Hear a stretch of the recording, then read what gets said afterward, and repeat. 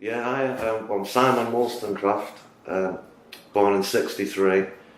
Went to Zildjian Grammar School, got into a band with Ian Brown and John Squire. That's how we all started off back in 1974. Left there with a few O-levels, but I got into rock and roll, as we all did. And there's no turning back. Once you're in that lifestyle, there's no turning back. There's no turning back. I don't regret it. Getting into rock and roll, because I've had a great life, up to now. So I did this interview. So, do you want to touch on the bands you played in, or...? Well, briefly, just go over. Yeah. We started off a punk band called The Patrol. It was John Squire, me, Ian. Ian was on bass originally, then we got a kid called Andy Cousins, who went on lead vocals. And basically, we did a load of gigs around town. It was a punk era. We had a punk following, a big posse from Stretford. We were punk rocks, used to hang out in a Melville pub. We all wore biker jackets and, pretty hard, some of them. And I'm still in touch with a couple of them. And anyway, we did that. John Squire went travelling round, Ian went travelling around Europe. John got a job for Cosgrove Hall, where I worked later on, painting the veneer of Danger Mouse, the cartoon. And Bernard Sumner worked there as well, at the Cosgrove Hall in Shoreham. Oh, really? Yeah. But then I met Johnny Marr then, and he walked in the room, thought, wow, look at him. When I heard him play, he did a piece called Classical Jazz in his mum and dad's bedroom in Bagley, his little box room, when I first met him. While he's asking me what bands I've seen, playing this really complicated classical jazz. Yeah. And mightily impressed. Sharp as a pen, Johnny Marr. It doesn't surprise me how well he's done. It's nice that he's mentioned me in his book, as I have in mine, this one. Obviously, you might need to lift it up a little bit. That's it, great. Yeah, okay. What I'll do is I'll put a link to the... okay. in the actual body of the... So we started a band called Freak Party with Andy Rourke, who's in London today. Lives in New York now, Andy. One of my favourite bass players. There's a lot to be said for the bass being the most important thing in music, in my opinion. In pop, anyway, for sure. There seems to be a lot of bands though now that seems to be dropping the bass player. So you get like two-piece bands where you've got like a drummer, a singer, a guitarist. Yeah, I don't like it. Well, we're drummers, so we need... In fact, I was in a band with a girl called Ailey Bradley, who's sadly not around anymore, and with Chris Bridget, who's the singer from my new band, The G-O-D. Got an EP out, Rafters of Denton, 3-track EP. Doing a load of shows this summer. Anywhere Twin Peaks are, Kendall Calling, Isle of Wight, Number 6, Liverpool Sound City. We're doing all those this year with touring the album that we're still writing. We did it last year at 6DB Studios over in Salford. Yeah. Great studio. He only started last year, and I'm really happy about the drums on it. And a few people said, "Wow, your drums are amazing on this." Yeah. And I think some of my best work, actually. What do you think makes the sound of the drums so much better there? You're saying these probably... Now I've just got tighter and so precision-like, really. Yeah. But still trying to keep it funky. I've been working with click tracks ever since I left The Fall, the band who was in for 11 years. Yeah. The years were 86 through 97. We weren't allowed to use a click track, except when we did a ballet at Sadler's Wells with the Michael Clark Dance Company.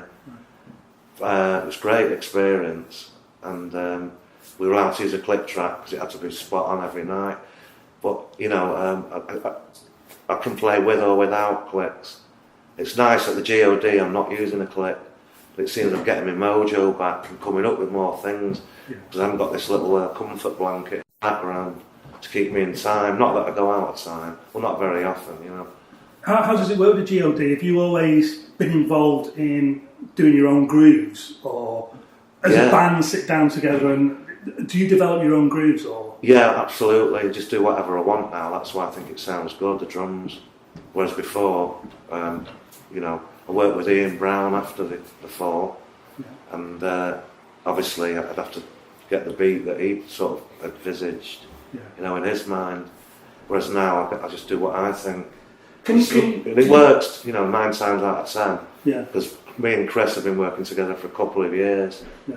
And so we've got an understanding of how a song will move. And he knows that a role's going to come up now and we're going to go somewhere else in the song. Yeah. Which is nice, and it's sort of grown, you know, we've grown this thing, the G-O-D, together over the last 2 years. Are you self-taught as a drummer? Yes, I am. Basically, was watching things, Top of the Pops in the early 70s. The glam scene, the Sweet in particular, a massive favourite band of mine when I was younger. I did have posters on the wall, then it was the Clash who got into, you know, in the punk era. When I was at school with Ian and John, that's why we all started. But I taught myself, just copying people. Drumming really was because of a band called the Glitter Band. We don't really talk about them anymore, do we? Because Harry Glitter. This probably won't go in. This won't go in the interview. But yeah, the Glitter Band, and they had 2 drummers. Yes, he did. And they're touring again now with a new lead singer. Without Mark Gadd. That's probably just as well. But but that's what kicked me in. So that era, because we're of a similar age, we grew up in that, and it was good music. It was great music. Of course, Oasis did it all again, you know. Yeah. And the Smiths did to an extent. Yeah. I did have a shot at the Smiths, didn't like it. And the reason I wrote my book was because I was watching Mastermind with John Humphreys in the chair, specialist subject, life and works of Stephen Patrick Morrissey. And the question was, who was the first person ever to record drums with the Smiths? And the guy got it right, Simon Wolstencroft. So that's why I wrote the book. But I've never stopped drumming, you know. Never. I don't know, maybe 6 months back after I finished, because I played when Ian Brown went solo for a year and a half, did a world tour, played on Golden Greats, co-wrote Golden Gaze, the track, which he tells me is a crowd favourite, well, when he's performing solo, you know. I loved his solo stuff. Fantastic. I'm a big fan of the Stone Roses, Ian Brown. I did really love his solo stuff. Some amazing stuff. Yeah. I didn't play on Fear, which, you know, I always thought, you know, I wish I played on that one. Who was it who played on Fear, do you know? Well, I think it was probably Dave McCracken who came with the drum loops. Yeah. In fact, the first time it was ever unveiled was in London when we were rehearsing, but me and Ian stopped talking. We're friends now again, but at the time, you know.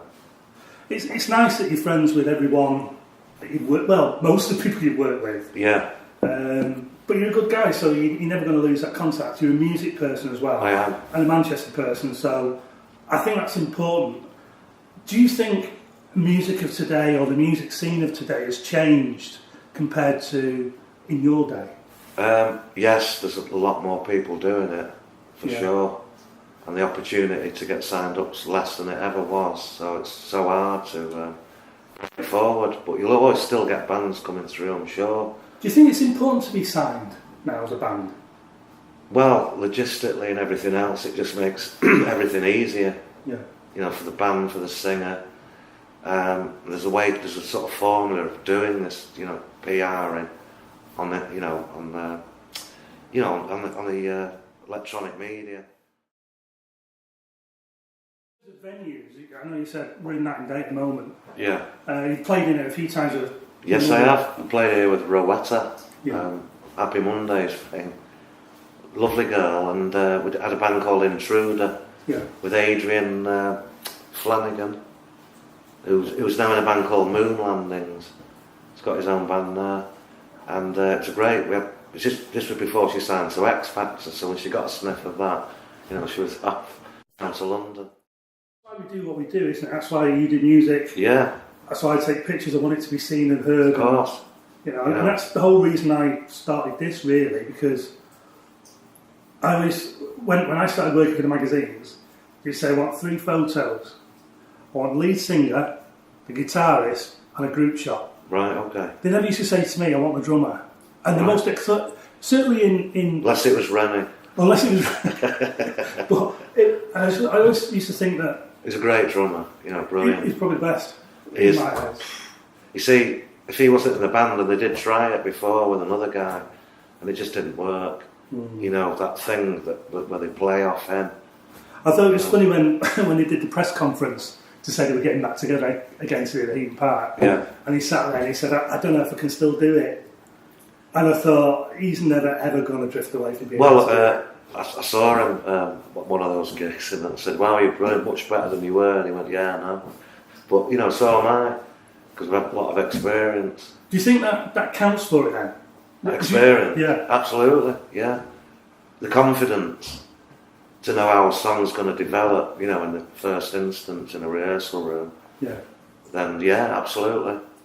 You just get, you know, as you know, a language going, a psychic language with the other players. Once you get that, it's brilliant. There's nothing better. Yeah. If you look at somebody and you know, they know what you're thinking and what's coming up and how it's going to go in the next few bars. It's a great thing, you know. So when you go to a gig, do you really enjoy that whole sort of... Do you get nervous before going on stage? I'd like to say I do a little bit, because otherwise, you know, but I don't, no.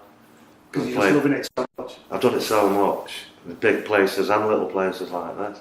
Yeah. I love it. I like to see the people's faces and who's paying attention, and who genuinely likes it. And the people that go out at the back, you know, halfway through.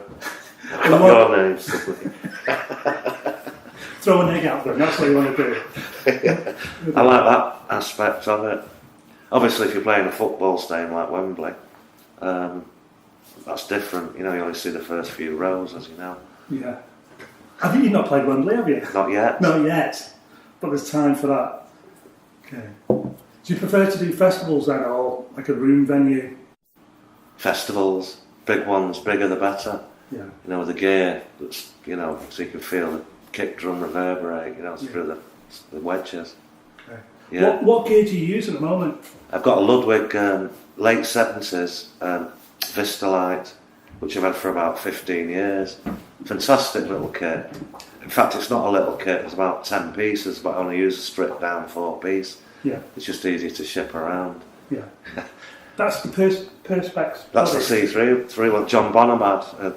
He had the same colour as that, nearly. Well, more orange, amber. I saw one on Twitter or Facebook the other day, and it's like a striped version. Yeah, see-through. Yeah, different colours. Yeah, it looked like a rainbow, sort of. like a rainbow sleeve. A pair drops. Like one of them. Yeah. But yeah. Yeah. Well, again, from Top of the Pops era, a lot of them were using them, you know, in the 70s, and I always thought, I'd love one of them one day.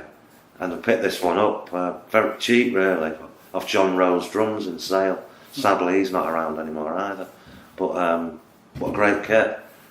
Are you endorsed by anybody? Well, I got a Zildjian endorsement, Yeah. but I've not got any. Not took the time to replace the set. They don't need replacing. Yeah. It's the only Zildjian, the only serious choice. What about your drumsticks? Do you sort of... well, now again, no, I've got. I'd love one, you know. I love one 7As. Get me for it. You don't care what they are. What make? As long as they're hickory, you know, and wooden tipped and 7As, that'd be good. You're not a heavy hitter though, are you? Well, not so much anymore, but when I was in the fall, yeah, I used to have huge sticks, you know. Yeah. 2Bs actually, which are absolutely huge things. Yeah. A bit like Topper Redden used in the Clash, which is why I started using that size stick, I think, though he had his own marching drums made up called Toppers Boppers, engraved in the side. Still got a few pairs, so they're too heavy, you know. Not for him though. Use anything? Well, just ambassador, coach, snare drum is my main concern, and Remo all around. Yeah. I've always used ambassadors, you know, the snare head. I think most drummers are very loyal, certainly to heads anyway, or to drum kits. Absolutely.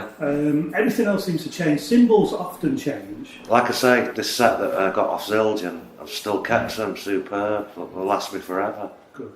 I love them. What advice would you give to a young drummer that out there now that's starting off? Well, get somebody else to play along with, because you get bored doing it on your own. You need to feed off somebody. and have that mental connection that I was talking about earlier. Another drummer or a bass player? No, anybody, a bass player, even somebody on a piano, somebody on a kazoo, why not? Yeah. Just to have some feedback, to throw your ideas out.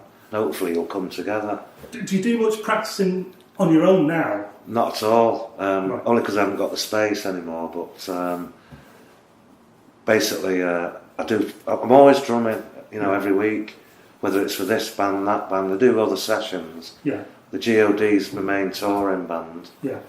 I've had another band project called Stems with a Z, which we had a song out called Halo last year. It's a great song with Simon Ding Archer on bass. Who's an ex-Pixies, ex-Foreman himself on bass. What else? Freak Party. The lost tapes that were found in my basement in Altrincham when I moved house after the divorce. Basically, we reconstructed those tapes with Johnny's blessing and brought it out. But instead of Morrissey on them, we got Angie Brown from Bizarre Inc. From London Girl, Some of the Stones and all that. Excellent. And it's called Firefly. There's going to be another one coming out called Don't Push Your Luck in the spring. Under the name Freak Party. Again. It's good. I mentioned about this band, mythical band, if you want, in my book. So does Johnny. It's good. They both match up. The stories about it. Good. It's an exciting time for us. We're only young, I think it's nice that a lot of the legends, my legends, are still knocking about, still writing books, and they're still performing. I can't imagine. There's a lot of people that sort of disappeared along the way. Lots of people, but to me, the legends that I remember as a kid growing up, they're still doing it. That's. You're talking about, say, Joe Strummer there. Yeah. I mean, that was our schooling, punk. From my school. Do you think the punk scene's coming back? With Cabbage and stuff like that, yeah. Well, they sound more punky than these sort of banjo farmer boys, doing that stuff. You know what I mean? Yeah, I love. It's good to see that. I hope they break right through Cabbage and Blossoms. Yeah. They're quite poppy, aren't they, Blossoms? Yeah, I like the Blinders. The Blinders are a cracking band. Yeah, I've heard so much about them. You'll have to play me something of them. You need to get down to see them. They're a cracking live band. Ben Grove, my friend, the skateboarder, he's into them. He's been banging on about them for years. Well, I saw them at Jimmy's Bar the other week. They did 2 nights. I shot them on a Saturday night for Gig Sluts. I know the band anyway. I've shot a few times. At the end, Thomas, the lead singer, guitarist, turns around. He'd been climbing all over the drum kit. Yeah. He'd been doing that all the way through. He'd been doing all crazy shit. But he turned around with his guitar and just jumped into it. Into the kit? He ended up the other side of the kit, on the floor, upside down. I took a picture of it. I looked away at first. It's not often I look away, but I'm taking pictures. And I thought, shit, he's going to jump into the kit here. Yeah. And he did literally just jump over the tom, straight in between the snare and the kick drum, and just landed down the floor. What did the drummer say if it was me? He kicked his head in. Well, I'll give Mark a slap when he started waltzing Athens, Marquis Smith. I had to. He pushed me over the edge, I have got a limit. It might seem quite pleasant, but